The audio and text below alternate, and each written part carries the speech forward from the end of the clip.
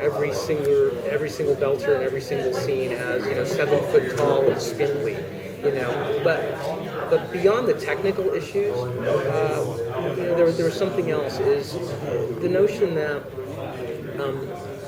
making every single belter 7 foot tall and spindly is effectively a purely racial identifier.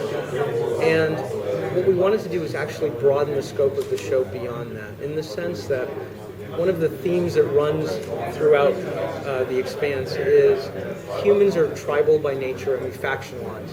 And when people start breaking up into groups that self-identify, the thing that always causes problems is when they can look at another group and say, you're not like us.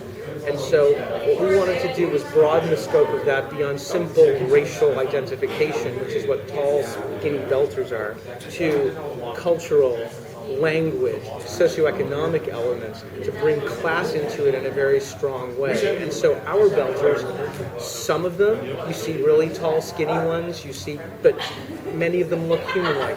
Where they're different is in their language, in their culture, in how they dress. What actually ties them together most strongly is class, is that they're sort of a servant class for other people. And hopefully by doing that, we've expanded a little bit beyond the scope of a simple race as an element that defines the belters here. Do you think it's time for a new space series? I mean, do you think everything that's going on in the television and then even on the web series, it's time for a space? Well, I would turn that question back to you. Do you think it's time for a space series? Yeah. I do. Aliens. Well, look, it is. Again, I think it's a great thing, and we're in a great time in television because there's so much interesting stuff out there.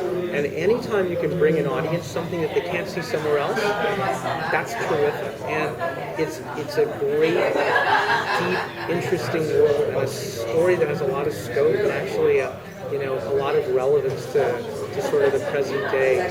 We really are trying to ground it in these relatable elements of humanity at a precipice, at a point at which we are once again, having made it through, in our case, the atomic era, and now again it starts to feel like things are heating up again astonishingly between the United States and the former Soviet Union and Russia. It just feels like these things go in patterns, and that's one of the things that we're trying to bring through in the Expanse, is that no matter how far we get out into the world, no matter how far we get out into the system, until we figure out a way to get beyond these baser instincts and drives and selfishness, we're always going to have this problem if we stay human, and that's part of what goes on in the show. And how far have you gone along with the storyline? Do you have a whole timeline set out? You have all these in the books. You're pulling from here and there. So. Well, we have a great roadmap in the book, and like I said, we are really staying very true to the events in the book as they unfold. We're sort of we're getting from A to B maybe a little bit differently or more circuitously than they do in the book. That's sort of a natural thing. We shot 10 episodes of the show. We're in post-production, finishing them off.